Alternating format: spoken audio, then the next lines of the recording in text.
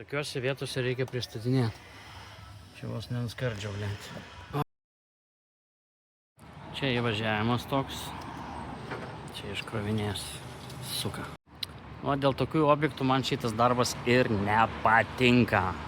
Kai dar vienos negalvojau, kad teks važinėti po statybų aikšteles. Šito aš niekada nenorėjau. Šuts, vaikeliai.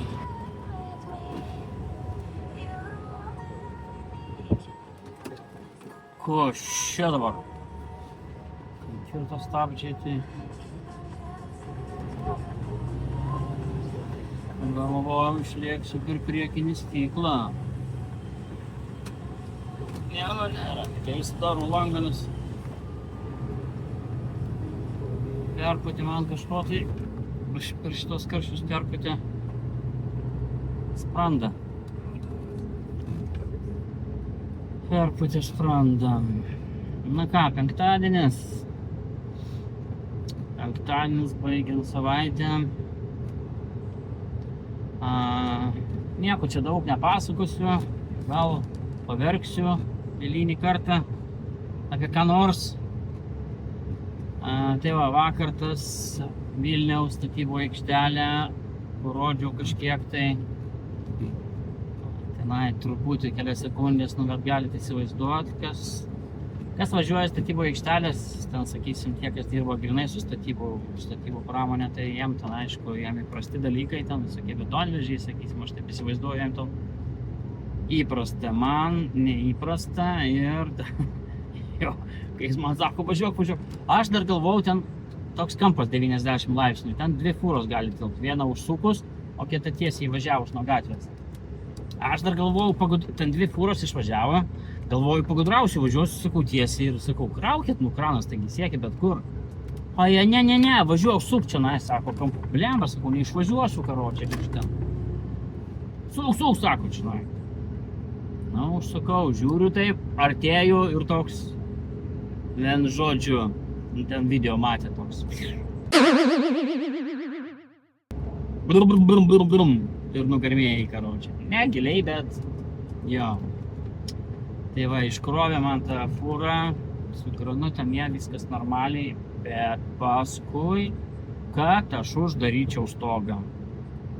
Ir taip, pirmyn ir atgal, nu neužsidaro, nors tu pakark.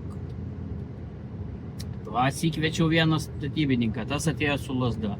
Dviese, neuždarom, atėjo dar trečias, trysia, neuždarom. Kolembo galvoju, kas čia yra? Paskui šoptelėjo galvon mintis. Žiūriu toks perskreipus visą tą keistokas atidarytas, suskraipus tą priekabą.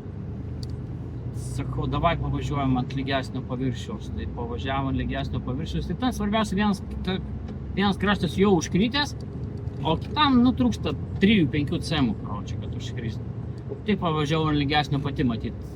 Išsilygino, blumti ir užkrito. O Jezu, aš ten po prakaitų visas dalyvausi ten su to priekabu.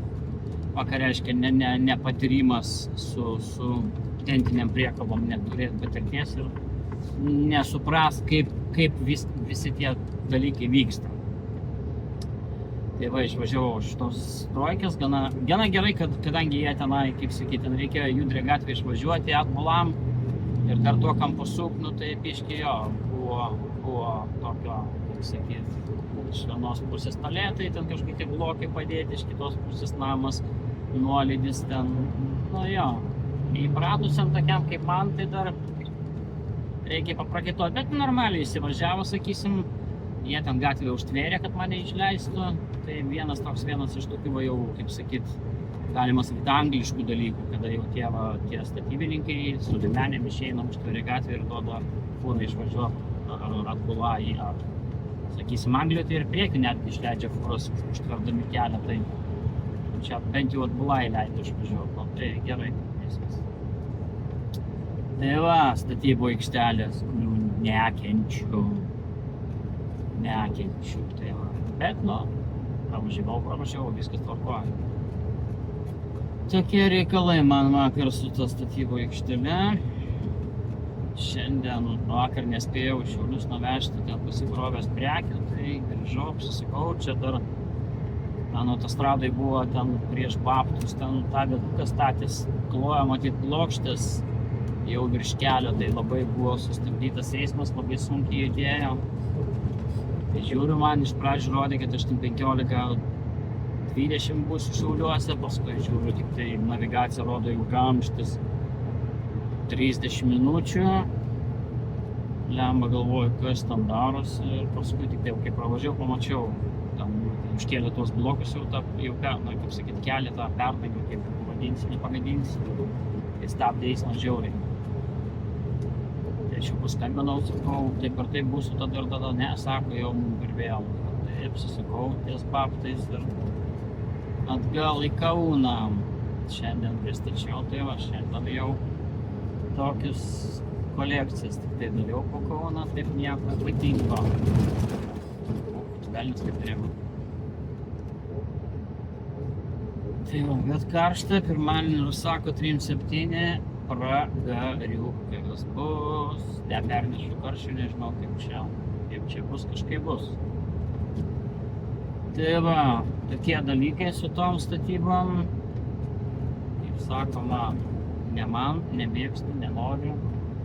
Ir pageidaučiau, kad nebūtų. Nors ir, kaip sakiau, parduotuvė, kur minėjau, tai kelmiai, čia dar sakė vienas, dar yra prastesnė, lyg tai Gargžduose, dar baisesnis tenai parkavimas, kaip ir sakiau, draugystės tenai, kur yra apsistatę, jie ten palėtėm su prekiam, ten vietos manevravimui nėra.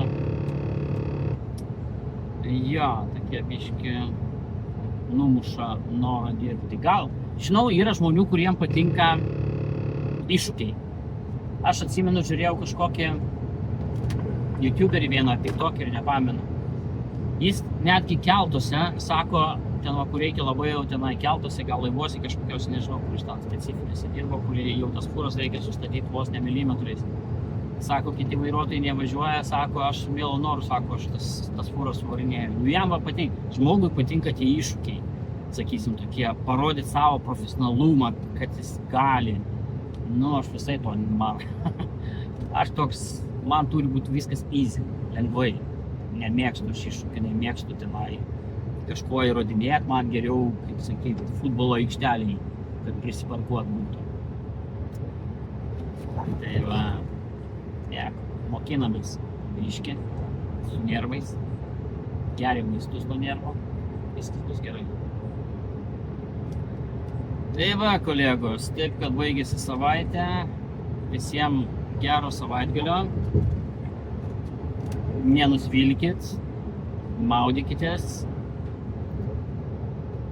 ačiū, kai žiūrit, susimatysim vėliau, gal turėsim daugiau kaip papasakot, kol kas dabar toks labai trumpas papasakojimas apie tą statybinę. Tai man buvo trečia turbūt statybų aikštelė, ne ketvirta. Tai viena buvo dar tokia normalesnė, 3 buvo, Tai va. Kągi, dar kartą gero savaitgalio visiems. Ir nepersikėtinkit. Iki.